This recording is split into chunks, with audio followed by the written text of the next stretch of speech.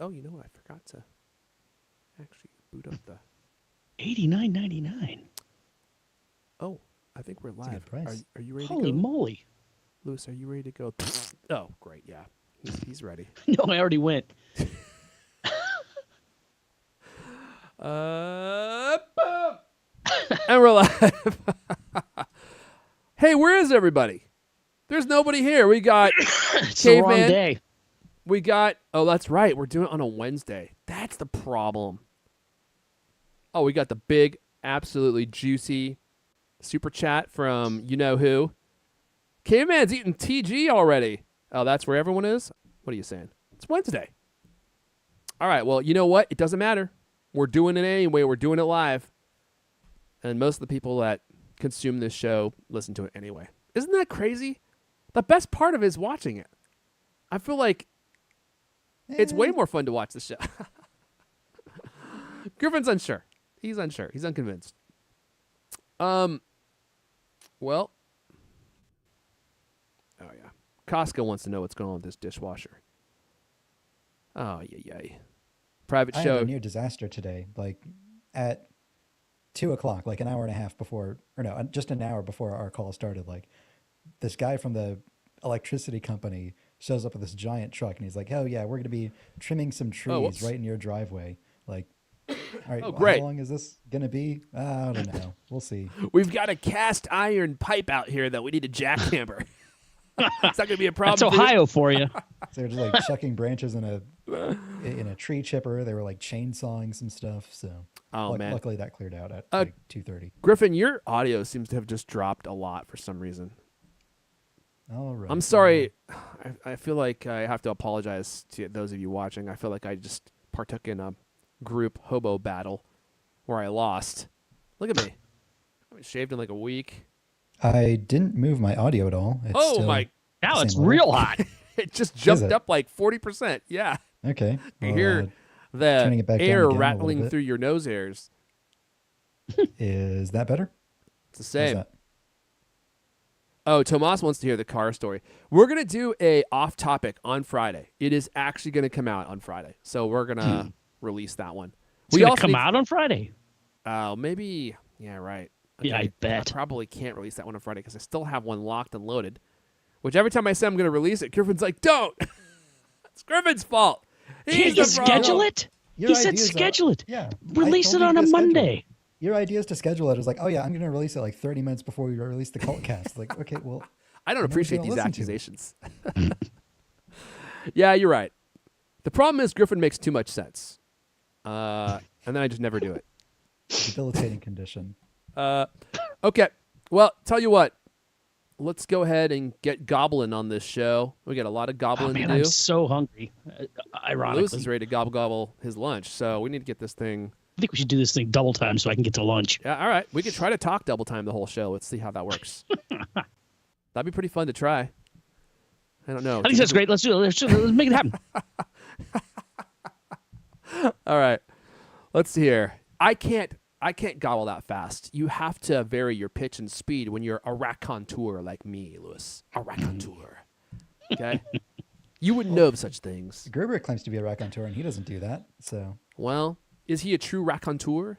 No. I think he's a poser contour. Ooh. That's right. That's right. Maybe you should just paint yourself as a good old-fashioned American storyteller. Yeah. Okay.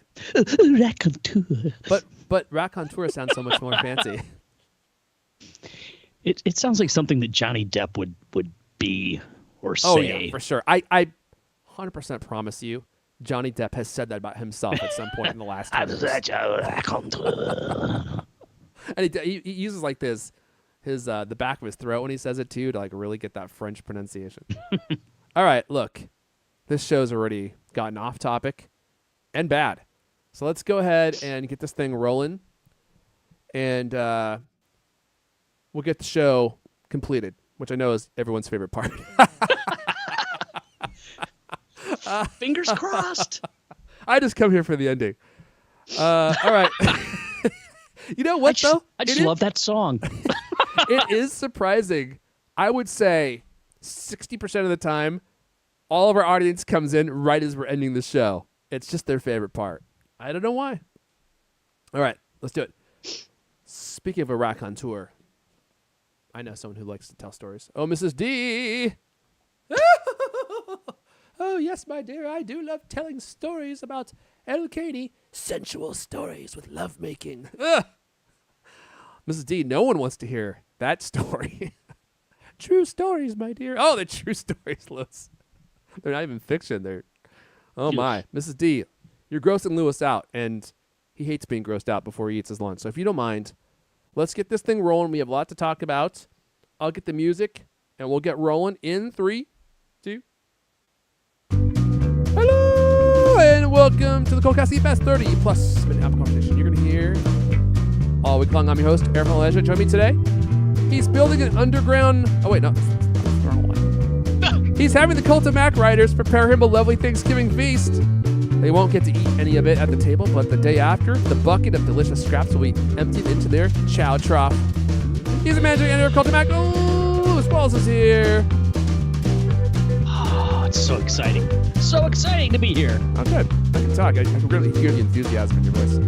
Also with us, he likes to keep all his favorite recipes neatly organized on his Newton Message Pad 100, though the 4 megabytes of memory is starting to fill up. He's a writer for Cult of Mac. Griffin Jones is here. Good evening. Well, as all Newton knows, although it comes with a small amount of internal storage, you can actually expand it by inserting a PC card. Wow. Where do you get those? eBay? Yeah.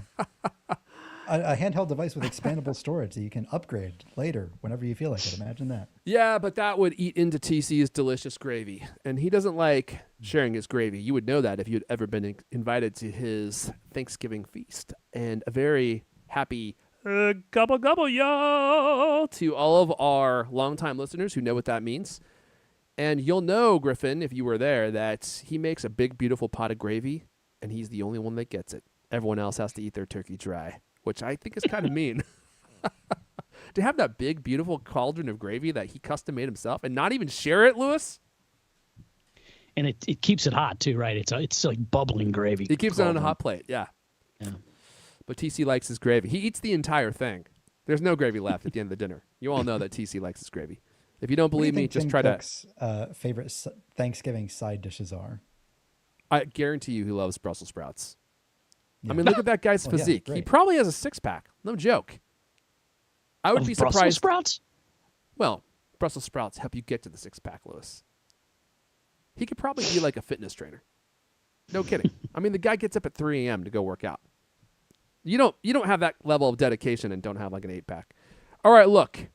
We got all sorts of stuff to talk about before we do. Oh, my goodness. Look at this. Speaking of gravy, we got Hugo Last with the $50 super chat. Boom. That's all he has to say. Hugo, I would love to spend that money, but unfortunately it goes right to LK's pocket, and I get none. Although LK is going to appreciate that gravy, and it will put him in a better mood, so we thank you for that. We also got MRA 4000. I'm not sure that he's not AI, but he did give us $5, and he says, gobble, gobble, y'all. Oh, man. I like people purchasing the gobbles. What's going on in here, Lewis? Tagging me for something? Oh, why did you put it on Slack? Just tell me you need the tweet action. I was trying to be, subtle. Yeah, but all you did was distract me. Where is the tweet? Now I don't have it. Now I'm flustered, Lewis. And live without a net. This out of the show later. Okay. Let me know if for those of you watching live, let me know how Griffin sounds because I feel like his audio keeps kind of going in and out. All right. Is it too quiet now? I can turn it back up. It does seem quieter, doesn't it, Lewis? Yeah, up and down. Yeah. All right. He's a yo-yo. I've turned it back up again. Oh, take it down a hair. A little too hot there. Okay. A little too hot there. All right. Now it's at all right. below 6. Let's just keep it there. What do we got on the docket for you all this week? We got iOS 19, a more conversational Siri that is actually fixed. Yes, it may actually happen. Lewis is going to tell us about some key iOS 19 features delays. Lewis, what? We're going to talk about iOS that isn't out and the delays of features that are okay. I leave it to you. I'm going to tell you about some more iOS 17 Air radical features coming down the pipe. Hope your pipe hole is ready. And Griffin's not sure how to take that one in. Just think about it, Liz. Think about it, Griffin, I mean. I think you should both think about it. We'll talk about AirPods Max 2. Griffin has got a review of what is this, a studio display clone, Griffin? You'll have to wait until then to see. Oh, my. So mysterious. And I don't know. We'll see what else happens. I feel like I was just telling the fellows, there's so much that we could talk about. Like, there are so many tangents I could go on in this show. It's going to be incredibly difficult. We could talk about Black Friday. I mean, my goodness, there have been some good sales. And I have just been laser-eyed watching the Black Friday deals. That's how on it I've been, Lewis. And I was saying earlier, like, I use some price trackers, especially on Amazon. We did an episode about Amazon price trackers before, which are, I think, an indispensable tool for making purchases, especially on Amazon, but just in general. And prices have been very low this Black Friday, lower than they've been in a couple years, maybe longer. Some really good deals to be had out there. I don't know if we'll have time to get that into the show. If not, we could work it into an off-topic. We are going to be recording an off-topic this Friday, and I might work in my car story, the end of my car story, maybe some Black Friday stuff. Well, the Black Friday stuff is tough because you kind of want to get it out the door as quick as possible because people can miss it. But I will say one thing before we officially jump into the Apple stuff. The best Black Friday deals happen, and they're like a candle in the wind. That's a phrase I just coined. They go out quickly. You got to be watching. You got to be tracking. Go to slickdeals.com, which is the site that I use, and you could put in a price alert for something that you actually want, but you could just browse the different categories and find something that you didn't know that you wanted for a really great price, because the really great prices, they sell out fast, like maybe an hour, sometimes less. There are going to be a lot of great ones. Lewis just posted one in the chat. We'll probably put this in the show notes is this AirPods Pro 2, super low price, yeah, one of the with lowest the that USB-C. we've seen. Yep. $153.99. Yeah. And it's been good for like the past, I don't know, at least, well, we saw it yesterday afternoon. So these kinds of deals, almost especially with 24 Apple, hours. usually last until Black Friday, maybe through Cyber Monday week, but the best ones typically only last like 1 to 3 days. The real sweet ones, an hour, 2 hours max, and then you sell out. So you got to be watching. That's the way you get it. All right, let's see here. Should we dive right in? I'm sending it over to. Oh, actually, before we do that, I do want to thank Squarespace for supporting this episode. Did I have this locked and loaded? Please, God, please say yes. Oh, thank God. I do squarespace.com/cultcast. /cultcast. I was like, wait a second. Is that the right URL? It definitely is. Squarespace.com/cultcast. You would think that I would know that by heart, having said it about 10,000 times. This episode is brought to you by Squarespace. I use it for CultCloth.co because it's so easy to set up, so easy to use. And they have this thing called Squarespace Blueprint AI and SEO tools, which SEO is obviously critical when you want people to actually find your website. You can start a completely personalized website with their new guided system, Squarespace Blueprints.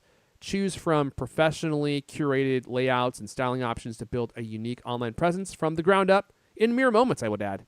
Tailored to your brand or business and optimized for every device. It's just so easy to do, which is one of the reasons why I use Squarespace. Easily launch your website, get discovered fast, and integrated optimized SEO tools so people can actually find you. You'll show up more often in search results, and your website will actually be seen by people, and your business will start to grow. One of my favorite things is the flexible payments. You can make checkout seamless for your customers with simple but powerful payment tools like I do. Accept credit cards, PayPal, Apple Pay, and in eligible countries, you can offer customers the option to buy now and pay later with Afterpay and ClearPay. You can sell physical products, digital products, PDFs, music, books. You can create a members website that people can pay to get access to. You can set up a calendar and people can pay to book your time. I mean, there's just so much stuff you can do. It's all built in to Squarespace. Try it, squarespace.com/CultCast for 10% off your first purchase of a website or domain. Use code CultCast at checkout at squarespace.com/CultCast. I do a year of service, which makes it even cheaper. Squarespace.com/CultCast, and the offer code is CultCast at checkout. All right, send it to you, Grifster, what are we talking about first? We're talking about Siri. Oh my. So the headline is Could it be? iOS 19 could debut a more conversational LLM Siri. Apple plans to further improve Siri in iOS 19 in 2025 by using advanced next generation large language models, or LLMs. Thanks to the new LLMs powering Siri, the voice assistant should become much more conversational. Apple introduced Siri upgrades with iOS 18 this year. Well, Apple introduced Upgrade. It has a new design. With Apple Intelligence, the voice assistant got marginally smarter. I wouldn't even say smarter. I would say Siri got more features. Yeah, Like, that's more accurate. But Siri hasn't actually gotten smarter. It just does a few more things. It's on just top as of the same terrible as it's Siri. always been. An Sadly. even bigger upgrade to Siri will arrive in iOS 18.4 next year, enabling you to use the voice assistant to control apps. It'll be built off of like the Siri intent system, and it'll be able to do things inside apps that you ask it. But I think when we saw this introduced at WWDC earlier this year, we assumed, oh, okay, so Siri is built on top of like an LLM of some kind. Yeah. Well, apparently not really. It's like that upcoming feature is just going to be powered on top of the same old engine. It'll just, again, do a little bit more. For those of you listening, I'm shaking my head in disbelief. I just can't believe it. Just as bad as ever. Yeah. Apparently, the real Siri upgrade will come next year in iOS 19. Bloomberg reports that Apple is developing a more conversational Siri that'll allow for natural conversations, as seen with Gemini Live and ChatGPT's voice mode. Apple employees refer to the feature internally as LLM Siri. That'll be part of Apple Intelligence when it's rolled out. This is a quote here. The next generation LLM plan for iOS 19 will be a new end-to-end system that provides more advanced ChatGPT-like capabilities. And Mark Gurman is saying that potentially this won't be included when it launches in September. And I think this is what kind of annoys me about Mark Gurman's reporting. That here we go. He mixes like the information that he has with his own speculation. Mm-hmm. I mean, sometimes the entire lead of his newsletter is just like an opinion piece. It's not actually based on anything. And it's like, all right, well, no good Mark Gurman information this week. Like, I think last week he was talking about how Apple needs to make more models of the Apple TV. Like, all right, sure, dude. But like this part of the report, he's saying that like he doesn't think this new version of that, like he thinks that it'll be delayed until spring 2026, the new version of Siri, and like iOS 19.4. I'm not entirely sure how much of that I buy. That sounds like speculation on his part. And I'll also say that like with the Apple Intelligence features in iOS 18, a lot of the pundits like Mark Gurman and others were much more pessimistic on how quickly Apple would be rolling them out. But like, it's only December. It's only been out for like 3 months, and we'll have like 2 major waves of features. So I don't know. Yeah, it's disappointing that the real Siri won't be coming out for another year, but year and a half. I don't know if it'll be a full year and a half. Maybe it's like iOS 19.2. It's unbelievable. It's truly astounding how bad Siri has been and for how long. Every time I do dictation, it's just absolutely astounding to me that it's still as bad as it is. And I can't imagine that they would be. I mean, they're already integrating so much AI into their OS. Why would it take you 18 months to fix Siri?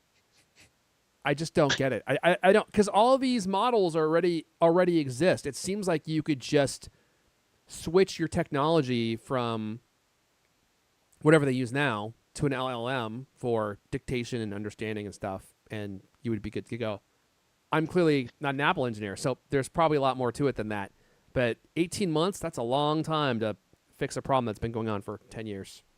It feels like the parallels with like Apple continuously promising that they're going to fix Siri and nothing actually changes. It has a strong parallel with like Tesla promising full self-driving every year for like the last 8 years. Like, oh, here comes the new hardware version. It's going to make everything better, and it's going to go so much faster, and we'll have full self-driving in just 2 years from now. And then it works pretty much exactly the same. They're like, oh no, this next version of full self-driving that's coming in 2 months will be so much better, 5 times better. And then it takes 8 months, and it's like 10% better. And it's just that like repeated cycle for like the last 10 years. That's actually an like Apple interesting promising Siri. comparison, and I kind of wonder if we were taking bets, which will we see first? Is it like a level 5 driving Tesla where it's just fully autonomous? I forget what levels are. Or are we going to see Siri actually work? I honestly could not tell you which will actually happen first, because Well, both of those things. That example is so great because we keep hearing that things are going to get better with self-driving and also with Siri, and it's always, I think someone just said in the chat, it seems like it's always like 1 or 2 updates away. It just never comes. Well, the thing about Siri is that we know that a functioning conversational voice assistant is possible because everybody else has one and Apple doesn't. Whereas full self-driving is, easily 10, 15 years away. I mean, it's always been 10 to 15 years away. Yeah, that's true about Siri. And yet, I mean, ChatGPT has been around for at least 2 years. I don't even know how long it was, or how long it had been out before it got popular. And here we are, and Apple still does not have Siri, and it still does not have the ability to understand you conversationally. And it's a horrific abomination every time you try to speak with it, how bad its understanding is of what you're trying to say. It's truly amazing. It seems like they're just so worried about it, working incorrectly, which it does, or unlocking your door. I mean, like they seem to be worried that somebody is going to say unlock the door, and it's not you, and it unlocks your door. I mean, that would be a problem. Yeah, but I mean, it just seems like it's unnecessarily safe and secure. I mean, I'm walking up to open my door and it takes like a while. Other things you can just have it set. It just opens the door as you approach with the phone, right? On Android. I've been not HomeKit, not Siri. I've been trying to get my hands on some new smart home tech, including smart door locks. There's so many out there now. And some of them are good, some of them are great, some of them are garbage. And what I've noticed is a lot of the smart home locks that exist now. Like when I last installed one, it was from Schlage. Schlage, is that how you say it? Schlage. No one knows how to say their name. The thing was burly. It was like a regular lock, except it was smart enabled. A lot of the ones that I've seen just from testing and, tinkering with them at the stores, they're all like plastic, super cheaply made. Like the actual lock itself, like the mechanism is made of metal. And then outside of that, everything else is just like cheap plastic. So they look really nice, but they feel like toys. And so I'm looking for like a really great high quality one. I'm also looking for a smart doorbell because some criminal invader. This is unbelievable. Okay, you want a tangent? Here's a tangent for you. Oh boy. Okay. I went out of town on Friday. And we went to visit some friends up north. And there were some packages that were going to be delivered, and I tried to like reroute them, but I waited too late and I couldn't actually do it. I should have been smart. I should have contacted my neighbor and had him come get my packages. And move them inside our house. But I didn't. I thought they'd be safe on our porch. Like, we've never had a single problem with people stealing packages. One of the packages was something I didn't know I was getting. I had like this really nice cast iron enameled Dutch oven from this really nice brand. We've had it forever. And it started to chip. And I didn't realize this, but like this particular brand has a lifetime warranty on these pots. So I contacted them, and they're like, "Oh, we'll just send you another one." I was like, "Oh, great!" And so they did. What's that? I love it. I know. Well, I love that kind of customer service and commitment. Top tier, man. Like no questions asked. Just sent me a new one. Didn't even ask me for the receipt or anything. They're just like, "Yeah, we'll just send you another one." And I was like, "Okay, cool." And so they didn't send me tracking or anything, and lo and behold, this thing shows up on Saturday while I'm gone. And so I come back Sunday, we get home, and I'm like, oh man, where'd that package go, right? Like, where did my Amazon stuff go? Well, I'm looking all around, nothing. I look all over my property, nothing. Contact my neighbors, like, hey, did you because sometimes my neighbors will come over to my house and they'll put my packages away on the back porch. Hey, did you put my packages on the back porch? No, we haven't been to your house. Lo and behold, some piece of absolute scum came to my house and they stole all the packages on my porch, and they could not have struck at a better time. That Dutch oven, I haven't bought one in like 6, 7, 8 years. It's $500 now. It's Wow. a Le Creuset Dutch oven, which is like the best that you can get. It's a French-made Dutch oven. I didn't pay that much for it. Now, the other thing that they stole was a 2 terabyte Xbox expansion drive, like an SSD. Those things are outrageously priced. I got a great Black Friday deal on it, but even still, it was $200.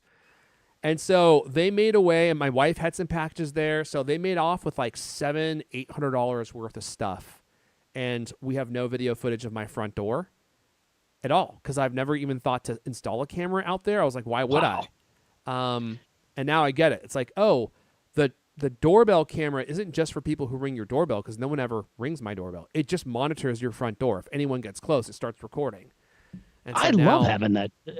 I can't even imagine not having one now. So it records even if people don't ring the doorbell, right? Right. Okay. So It- now I mean, I get it. Yeah. I have a Nest. I've never bothered to get one of the. I waited forever, and then I finally ended up saying, screw it, there's never going to be a HomeKit one, and got the Nest. Now there are HomeKit ones. I don't really feel like upgrading. What a pain. Because it works great. I mean, it's been up forever, and it's fantastic. You can Is set it it. one of you can those ones that you have to pay for? Yeah, it has a monthly See, or annual fee. If you I get don't one with remember how much. HomeKit Secure Video, I think that just uses your personal iCloud storage. it does. It's and unlimited. it's too. entirely private. So, Yeah. police can't steal the footage from it. But there's not a lot of HomeKit enabled cameras. So I'm looking around. I've been thinking about reaching out to manufacturers and just seeing if people will start sending me cameras that I can test out. Because there's so many out there now. There's so many different brands. Some of them store to the cloud and they charge you for it. Some of them store locally on an SD card. Some of them will upload the video to your Synology, which I think is perfect. So like there's a lot of options, but like I just, in my neighborhood, not that I live in some fancy neighborhood, but like we've just never had a problem out here with that type of thing. And how did the people know to come to my house? Well, the car wasn't there. So, but our car's not always here. And so someone just I mean, it seems as though they did it in the middle of the day too. Like they didn't even do it at night, because I had a picture of another package that was delivered later at night, and some of the packages that were stolen weren't there. So I think that they came either like in the afternoon or the evening, and I'm like, someone just walked up to my door, which my door is not facing the street. So they walked up to my door. It's kind of hard to see packages from the street, and surveilled the scene and walked away with all my packages. Isn't that? I mean, I know it happens all the time. It's never happened to me. Just follow the So- truck around. That might be what they're doing. Like, I think they actually might be following the truck around, and if they stop and they see that there's no car or the lights are out or whatever, they just walk up to the door and take your packages. And I don't even know if getting video footage of them would do anything at all, because like the Seattle Police Oh, in Department, Seattle, nothing. yeah, they're San not gonna do Francisco, zero. Yeah, I don't know how much they would actually do. Like, I filed a police report. It's online. It's like a self-help police report website, and you file it, and it probably goes to a machine that prints it out, and then the printout goes directly into a shredder that sits right below it, and then the shredder is piped into a garbage can, and that's the end of your story. But here's the thing. Here's the really crazy part. Sorry, I know I'm going on and on and on. Is I was like, I'm out all this money, right? Like, this is like tons of money that we just lost. But surprisingly, Amazon will just give you a refund. Maybe you all know that out there. I mean, if it happens over and over and over again, I suspect they would not do that. But I've literally never had this happen. And so they just gave me back $220. They're like, sorry, it got stolen. Here you go. And Le Creuset, I contacted them, and they said that they would be putting me in contact with UPS. And I was like, well, UPS isn't going to do anything for us. UPS delivered the package. So I'm like, can you not just send me a replacement? Like, like you really should have sent me tracking so I knew that this thing was coming, and you should have given me or you should have required a signature for a $500 item. I feel like that would have been kind of a good idea to do. And so we're still working back and forth with them, but I think they're going to send me another one. They're going to just Jeez. eat the cost and send me another one. And yeah, what? Wow. Well, you could go down to the hobo camp and see if there's like somebody making some hobo stew out of your Dude, I just can't believe it. I mean, what do these people do with these items? Like, do they keep them for themselves? Are they selling them on eBay? I'll sell them on eBay for sure. Yeah. Or if you're in San Francisco, they could set them up at the open air market. I love having the thing because if somebody does deliver something and you weren't expecting it, you can get a hold of your neighbor and say, hey, this just showed up on my front porch. Could you please come and get it? That's true. That's true. And I've got great neighbors. Like if I were to do that, they would come right over and get the package. I also kind of wonder if it deters people from coming to your porch. Like if they start walking up and they see a camera recording them, then I wonder if they would just turn away. I bet they're a little less likely to go ahead and do I it. would be, right? Like, I mean, I suppose you could cover your face, but I would be nervous to walk up to someone's house and steal something if I saw Cameron pointed right at me.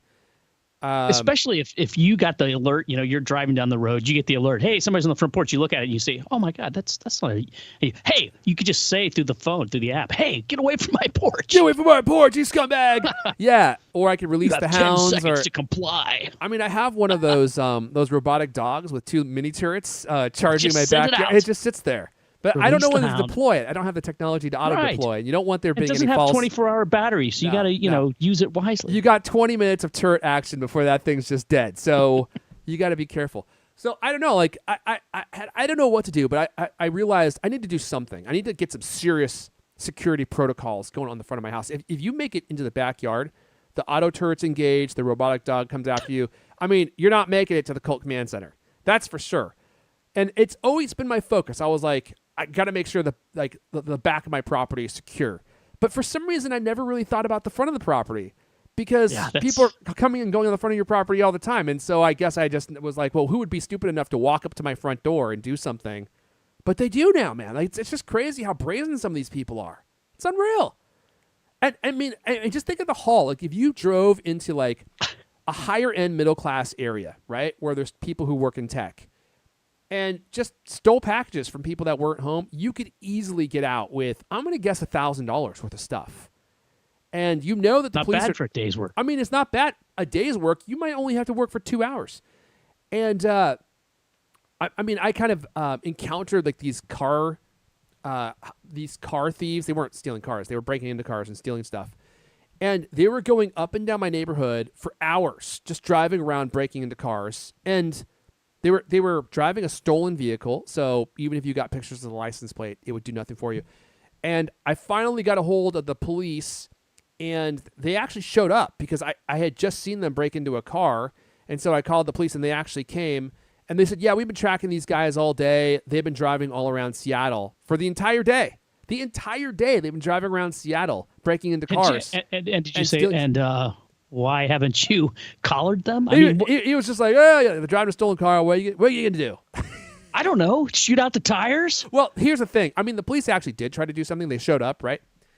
But what are you going to do when you have a car driving around and you don't know where it's going to be? And by the time someone reports it, they break into the car, they're there for 60 seconds, and then they leave. Like, what are you actually going to do in that situation? I don't know that you can do very much. So they hadn't actually seen the car? No, they hadn't actually seen catch the up. car. Okay. Only innocent bystanders had seen the car, and that's it. I don't know where I'm going with this. I just thought I would tell the story because I never had packages stolen, and now I'm paranoid. I'm like, anytime a package is coming, we got to be ready to apprehend. You know what I thought? Oh man, I know I'm going way deep with this. You know what I thought about doing? Okay, I thought about staging a setup and putting some big juicy packages on the porch that are empty. And then removing the car from the driveway, turning out the lights, and then just waiting. Just waiting with cameras armed to see if anyone shows up and getting like some bear spray and just wait for someone to show up on the property. And then I spring in front of them and I go, aha! And I just go, tss, and I just start dousing them with the bear spray. I seriously think that would make a great YouTube video. It might be worth trying because I bet you those people case this neighborhood. I leave it there. So that was a pretty good podcast. And that's all the. Oh man. Oh. One final tangent. This will be a short one. Oh, Short one. Wow. My friends, the HomePod story, it has not ended yet. Do you remember that story we did way back about the guy who fixes HomePods? Oh yeah. I reached out to that guy. He is probably 12 miles from my house. And we've been chit-chatting. He's going to let me come over to his house. And I'm going to get a video of it, and he's going to see if he can fix my beloved HomePod. It's alive. It's alive. I think he's going to be able to fix it, man. He was already diagnosing it via email. He's like, I think I know what's wrong with it. He's like, bring it over, and let's see if we can bring this thing back to life. So I just wanted to tease that. I'm definitely going to make a YouTube video if I go to his house, as long as he doesn't try to murder me. It will end up going up on YouTube. Well, but you'll be recording it, so yeah, layer of security there. But it's not going to be streamed. He's going to just throw the camera away once I'm dead. So Well, he the doesn't video. know that. Okay, well here we go. If the video doesn't, I will broadcast that this is going to happen on the show. And if the video is not live a week after, that means that he killed me. Okay. Sounds like a plan. All right. Should we keep going? Whoa, why bother? Yeah. Okay. Whose turn is it? This is a little follow-on to the last story. All right. Apple reportedly delays key iOS 19 features until spring 2026. You won't believe this is also coming from Mark Gurman. His sources say, quote, a larger than usual number of features of iOS 19 will be delayed from its initial launch in September 2025 to iOS 19.4's release in spring 2026. And he's not talking about the LLM Siri we were talking about. What was that? 45 minutes ago. So that's pretty much all there is to the story, although it does sort of point out a trend and a weird one. Apple keeps doing this where they hype up all these big features coming to their phone, the iPhone, the new iPhone, and then you get the phone and none of it's there. I mean, none of the Apple Intelligence stuff was there. So, but it seems like that's what they're drifting toward, and I don't know what the reason is. Is it just all too complicated? Or the Maybe hardware it's because people? they're diverting all of their engineering resources into this version of Siri, and after December, then they'll actually implement all the stuff they announced in June. Maybe it's because almost nothing changed in the hardware side. I don't know. It's weird.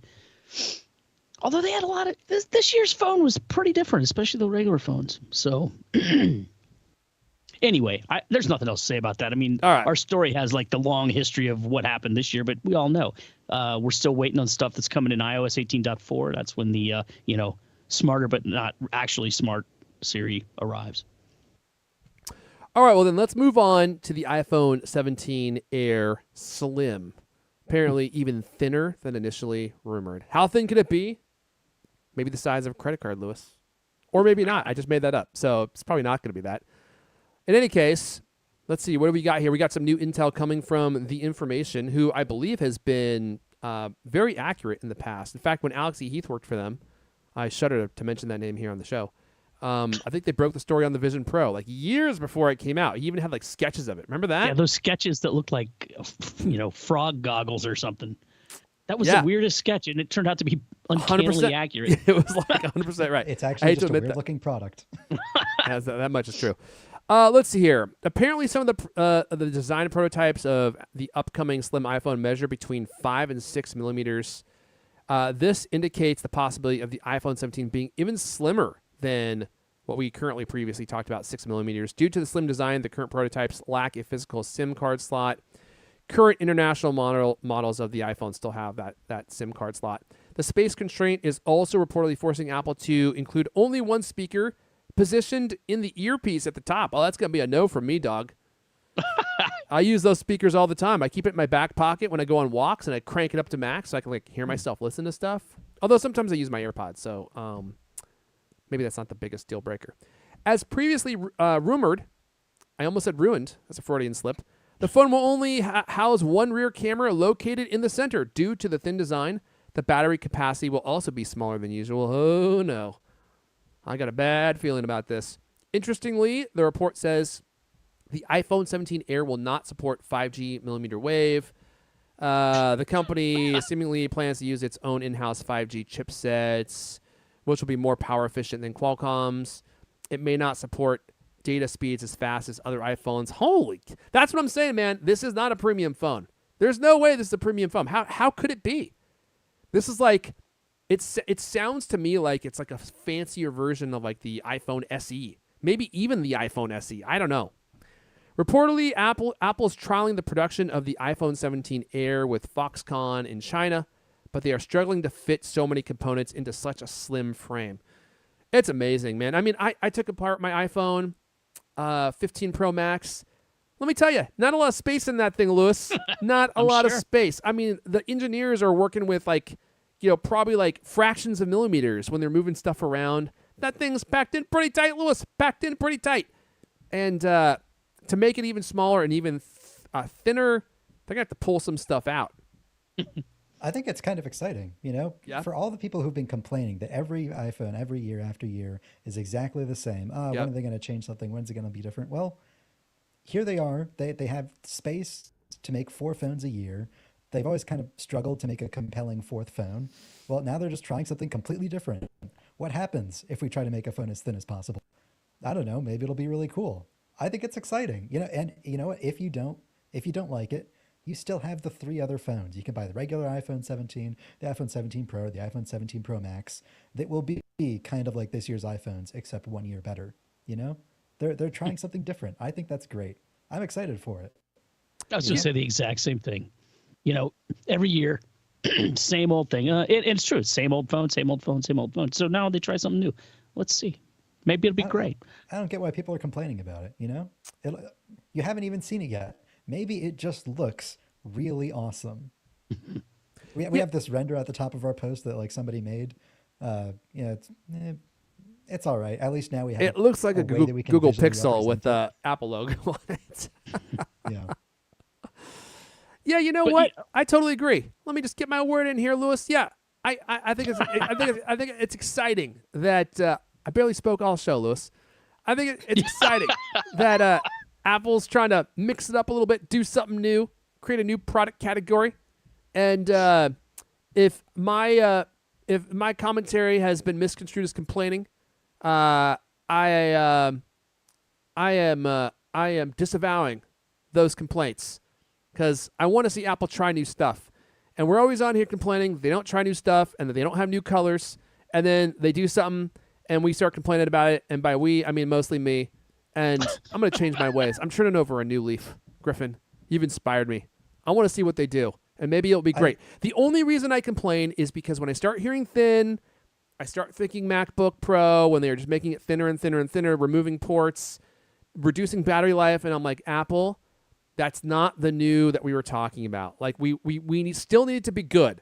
I want it to be new, but I also want it to be good. So keep the good part in mind. Like it has to be practical. That's all I'm saying. Lewis, sorry, go ahead. Yeah, thin, light, looks great. What if it comes out in that great bronze you've been waiting for forever? Oh, mama. You'll buy it just for the color. I might. You might be right. And by the way, it's just so nice having the Pro phone again and not the Max phone. My goodness. It just is so much easier to use and hold. And so we'll see what happens. And you know what? I would be willing to give it a shot. Try it out. Even if it's thin and only has 2 hours of battery life. Okay, Lewis, it sounds like you got some commentary on the iPhone 17 Pro, not to be confused with the Air, the thin and light that we were talking about. Not the only change. That thin one's not the only change. Apple plans to make, quote, significant design changes with the iPhone 17 Pro series next year, according to the information, once again.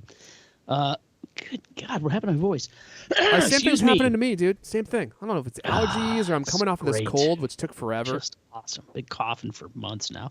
Let's see. So the company apparently will return to using an aluminum frame, ditching the titanium edges. Actually, I did a little research into this after reading this post. It's actually, the phone does have an aluminum frame, but now it's got titanium edges. Supposedly they're going to switch to all aluminum again. Phone's rear camera design also might undergo notable changes. Based on the report, the rear of the iPhone 17 Pro and Pro Max will use a This blew my mind. Open quote, part aluminum, part glass design. Kind of weird. Bottom I half celebrate will use glass that panel to new retain action. the support for the wireless charging. Mm-hmm. You like that? You like the half metal, half glass back? I celebrate the new Sounds and innovative. Yes, I do. Let's see. Camera bump seemingly will switch to aluminum, abandoning the current 3D glass. Should also get a size bump to accommodate bigger camera sensors. Oh my God. How much bigger can that thing get? Let's see. If the report proves accurate, Apple could make some big design changes to the iPhone 17 lineup next year. These changes should not affect the rumored iPhone 17 Air, as it likely will introduce a different design language due to a super slim frame. No idea why that sentence was in the show notes, and I regret having read it. You know what this reminds me of? The way when I hear like half aluminum, half glass design, it kind of sounds like it'll be a bit like the iPhone 5S in reverse. The iPhone 5S, and I'm showing it up right now on video in case you forget because it's like 10 years ago.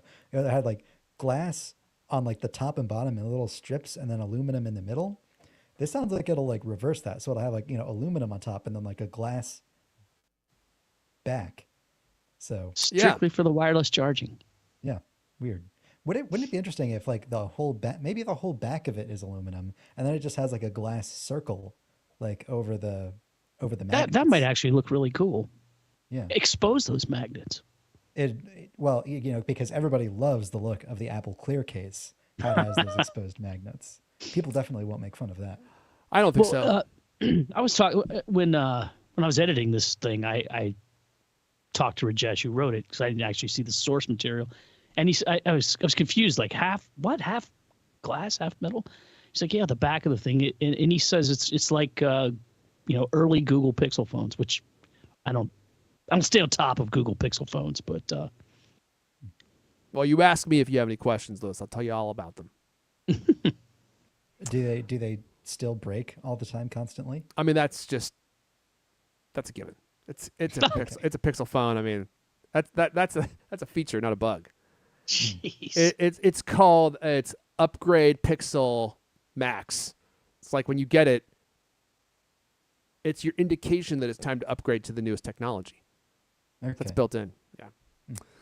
All right, cool. Anything else to say about that, Lewis, before we move on? I think that was all there was. Okay. Yeah. Because I think people want to hear about the AirPods Once Max. we got out of Tangent Town. Oh, man, I got more. I don't know why I have so many, but I just feel like there's been a lot going on. And this program is like my source of cheap therapy. It's like my therapy. I can just sit on here. Guy complains about stuff. That could be the show name. I'm turning into Larry David slowly but surely. I think CultCast is a better title. Yeah, I think you might be right. At least it's easier to remember. But not just complain about stuff. I mean, there's just so much stuff we could talk about. And a lot of it's outside of Apple. I mean, dude, Silo just came back on the air. Yeah. I mean, we could talk. There's just so much we could do. And this program, I feel like it's just too short sometimes. But I'm sure everybody thinks that. That's their main complaint. Just way too short. Yeah, definitely. All right, let's talk about AirPods Max not changing anytime soon. If you've been waiting, we got that little tiny tweak. I wouldn't even call it an upgrade, which happened, like 2 months ago, where they basically just plopped in the USB-C, gave it some new colors. I have to admit, I'm kind of confused about AirPods Max. They still have the H1 chip, and the H2 has been out. I just think it's very odd that they still haven't upgraded this thing. I'm getting ahead of myself here. Let me just dive into the story. So, as the story goes, Apple's not planning any major upgrades to AirPods Max anytime soon. The company plans to keep the headphones around in its current iteration for the foreseeable future, which is weird. I think that must mean that they're just not selling very well. The AirPods Max debuted in 2020 for $549. Wow. God, that was forever ago. They just received a minor refresh in September. Apple put in the USB-C port, new colors. Yeah, I just said that. No other meaningful improvements, in case you were curious, in that refresh. Unlike the AirPods 4 and the AirPods Pro 2nd Gen, AirPods Max still use the H1 chip, not the newer H2 chip. Doesn't support advanced features like conversation awareness, which, okay. Adaptive audio, I turned it off. Other features now present on the AirPods 4, which only cost $179. $153.99. Oh no, sorry. $153.99. Sorry. No, that's If you were AirPods Pro. oh, that's AirPods. Yeah, that's AirPods 4, $179. So yeah, crazy good deal for. I mean, the AirPods Pro 2 are normally what, like $230? $249 list. Yeah, I mean, but street price, I think I saw them $220, $230. I mean, some serious sales going on right now. By the way, great sale on Disney Plus, Hulu going on right now. There's an offer where they'll do either Hulu or Disney Plus for $1 a month for 12 months, or you can get both for $3 a month for 12 months. Now, it's the ad-supported tiers, so you have to watch ads, which does suck for sure.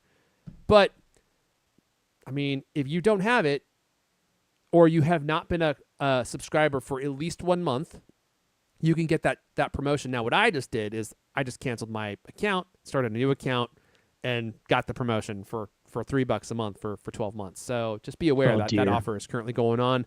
And I think maybe only for another few days. If you're interested, then just search, I think, Hulu promotion on Google. It should pop up. Or maybe we should put it in the show notes, Griffin. I'll drop it in the show notes if you guys are interested. Let's see here. If you were expecting Apple to launch a truly updated AirPods Max 2 to replace the aging version 1, apparently that won't happen. This is according to Glark Sherman. He says Apple has no plan to meaningfully update AirPods Max. That's a quote. No real plan to meaningfully update AirPods Max, which means that they are not selling well, in my opinion. The only strength of the AirPods Max is the seamless integration with the devices or with Apple's ecosystem. Yeah, the strange thing about AirPods Max, I'll say this till I die, it's a premium grade headphone that uses a low fidelity Bluetooth connection for audio, which makes absolutely no sense. At the very least, it should use some kind of like higher grade connection. Like, I forget the name of the Bluetooth codec that is available that you can use that gives you higher bandwidth. They could also use Wi-Fi. I mean, there's just so many things that they could do that they don't do, which is confusing. And so AirPods Max, I just think are a strange product.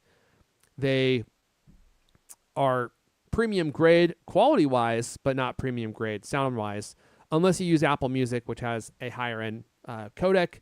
But even still, it's still not as good as it could be if they just gave you a way to easily plug these in or to use a higher end codec. I did hear that Apple is working on their own like integrated Wi-Fi and Bluetooth chip. Maybe like the next generation of AirPods and other like their wireless products and like that will all use like a custom Apple Silicon version of that. And so AirPods. That's an interesting observation. A true actually, successor to AirPods Max might come in like 2 years from now, but it'll be a big update because it'll have Apple's own silicon in it. That's interesting. Yeah. And actually that's a good observation. So maybe the problem is not that they're not selling well, which I really don't think that they are.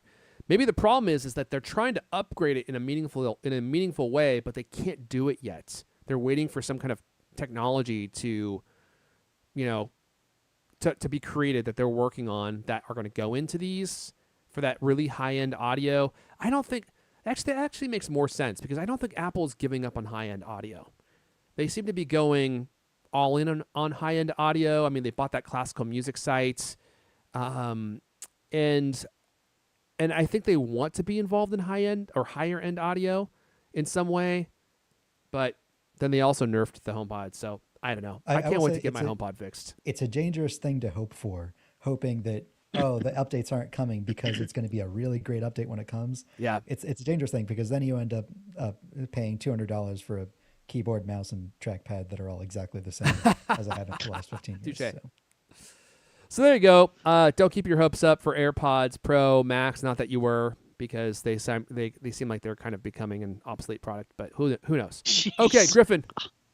Hey, the truth hurts, Lewis. Obsolete. Wow, let's talk about something that may not be obsolete. Getting studio display specs without paying Apple prices. Could that be real, Griffin? I don't know if I believe it. It is. Wait.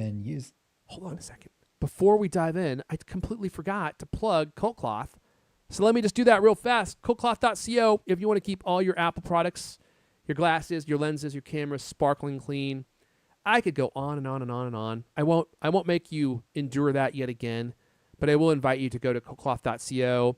And if you place an order of $20 plus, you'll get a an extra carry cloth. This is our new version, which are even better than the old versions.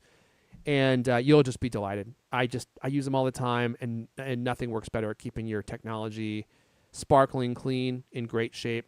CultCloth.co, and use code CultCast at checkout to score the free carry cloth on orders $20 plus. Okay, Griffin, sorry, go back to where you were. Wherever you were, go back there. Okay, so we are talking about a brand new display that has roughly studio display specs at only half the price, $800 compared to $1,600. I'm talking about the Asus ProArt 5K PA27JCV. And it's got a great name too. Real catchy name, really rolls off the tongue. Do they have other Asus ProArt 5K monitors? This is the only Asus ProArt 5K display. They have other similar monitors, like, they're actually a monitor, like, a bigger company. Unlike Apple, they have more than like 6 products, so you can buy them in like any sort of like size, resolution, stuff like that. Like they have a 2K version. I think they're coming out with like an 8K version and like a 34 inches big, a whole array. But this particular size, a 27-inch screen with a 5K resolution, a resolution of 5120 by 2880. That is the same size and resolution as Apple's Studio Display, and being a 5K display, it has the effective screen space of 2560 by 1440, which is like, so it's 33% wider and 33% taller than your standard 1080p display, and it's a Retina display, so all the text and images look super crisp. If you're editing video like I do, you can have like a pixel perfect 1080p screen, like just in the middle of like Final Cut, and and have like a full workspace surrounding it. Like it's super high resolution, super bright. Well, it doesn't get quite as bright as a studio display. It only has a maximum of 400 nits instead of 600, but it's plenty bright enough for me. I have it at 100% brightness, and like it's almost too bright in some situations. It's a matte display, and matte displays can have their problems. Sometimes they can be like blurry, and sometimes they like hide a lot of the contrast.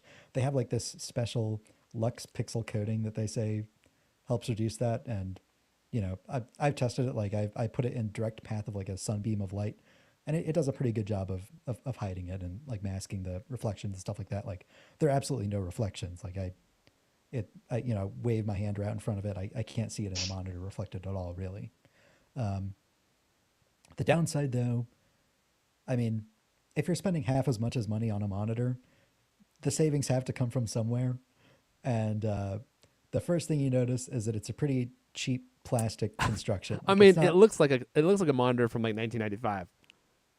Yeah, well, it has surprisingly thin bezels. I think the bezels might actually be skinnier than like the studio displays around the edges, but it's made of plastic. Like you pick it up out of the box and you hear it like loudly creak. If you touch it, it creaks. If you squeeze it, if I do a pretty like intense test with all the products I use, where I just like grab it on opposite sides and like flex it as hard as I can. You won't want to do that too much to this monitor. It makes some ugly sounds if you do that. Jeez. So yeah, it's kind of cheap plastic. I mean, really, who makes monitors other than Apple that aren't like garbage cheap plastic? I mean, they're all cheap plastic. Alienware makes nice. Dell makes nice monitors, and they are plastic, but they are higher end monitors. Like my main monitor is a Dell OLED, and it's an Alienware OLED, and it's pretty solid, man. I mean, it's not carved from a aluminum ingot, but only Apple does that. Yeah. Like any standard PC monitor, like it has buttons on the front. I don't know why it has like 8 buttons. You press the menu, so you press the menu button. Yeah. And it doesn't actually bring up the menu, but what it does is like the other 7 buttons don't have any labels on them, and so like you press it, and then like a little icon appears above all the buttons, and then you have to match the icon to like a list that's shown above it, and like to try and like look up what the functions of these buttons do. It's wow, it's kind of complicated. Yeah, it's weird. That I don't is know why bizarre. it does that. Yeah. Asus claims, like their PR people repeatedly told me, "Oh yeah, our customers love these buttons." I was like, "Well, you didn't ask me. I think they're pointless. Like just have one button that does everything, and like just bring up the menu right away." Yeah, I like that more. Mm-hmm. Or Yeah, maybe 3 buttons. It has yeah. It has ports on the front, or not on the front, on the bottom, So like if you Yep. plug this monitor into like two different computers, they can share USB accessories. Um, so if you have like, for example, the new Mac Mini that doesn't have any USB-A ports, or even a MacBook Pro, and you want a few USB-A ports back, you can plug this in, dock it to it, and then you get some USB-A ports and an additional USB-C port, which is convenient. Get some of those legacy ports for plugging in flash drives and stuff. That's what I've been using it for. What else? Dynamic dimming. I've seen a lot of people complain about this on social media. Uh, every TV, every monitor has like that one function that you need to change right away out of the box. On the Asus monitor, it's a feature called dynamic dimming. So this is where it tries to like make video players and like certain parts of the display extra bright, and it tries to dim the other parts of the image, which OLED displays can do really well. Mini LED displays can do that really well. This isn't either of those. It's lit in like these vertical stripes behind the display. Like that's what the backlight is made up of, like these vertical strips. And so the side effect is that if you're playing a video in QuickTime or you're editing something in Final Cut, the area above and below the video player is like blown out. That is And so then everywhere weird. I see that. outside gets like dimmer. Like I was like looking on the icons on my dock when I was in Final Cut, and I was like, why is the reminders and notes icon gray? And why is the photos icon like all blown out? And I realized I moved like the Final Cut window left and right, and then I noticed like the effect of like shifting, and apparently that's called dynamic dimming. But the good news is you don't need to do any weird hacks to turn it off. It is a feature that you can disable right from the menus. Mm. So if that's something you've seen people complain about and you're worried about buying this monitor because of it, it is really simple to turn it off. You just go into settings and flick a switch, and then as soon as you do that, you have like a really gorgeous monitor. Like it covers 99% of like the DCI P3 color space. So the color, you get a little more bright colors than you would get on a standard monitor. It's really gorgeous. The colors are bright, vibrant. I like it. I've been using it for about a month so far, month and a half maybe. It's a good monitor. It feels like you have a studio display, except you don't have to pay $1,600 for it. And get this, you can move it up and down. I was going to without ask. spending any Come extra on, money. no one needs to do that, You Griffin. can actually, wow, what an Yeah. advance. No, that's just a gimmick. Well, I used to have like a fixed monitor. Like my 24-inch LG monitor was just fixed in place. It's kind of nice having one that slides up and down, because when I'm, using it normally, I can have it slid up. But then when I'm doing these videos, I can just slide it down. I can move it up right now and block my camera if I want. And that's it's where I nice, normally actually. have it. But I can slide it down. Yeah. Goes up and down. It swivels left and right. It rotates for some reason. All this frivolity. Yeah. All I need downside- is a monitor on like a solid pole, and it doesn't move left or right or tilt, or you don't need any of that stuff. It just needs to be a monitor. It just sits Well- there, and you adjust your well, chair. I wiggle a lot during the day. I shift left and right. I move all around. I like having a monitor. Well, that you're can move holding it around, wrong too. too. It's not Apple's fault. The one downside of the stand, although you get the stand for free, I don't know why every monitor manufacturer does this, but they want to support both horizontal and vertical orientations. But for some reason, because it demos well, I guess, they have the monitor like freely rotate. Like you can just pick it up and like spin it around like it's an iPhone. No one actually does that. All that does is it makes the monitor wobble when you touch it. If you just like touch this monitor on the corner, it just like shakes left and right. Does it have like a lock? You don't doesn't. lock.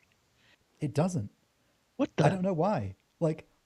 And the thing is, when you attach the display to the stand that it comes with, it has like a square connector.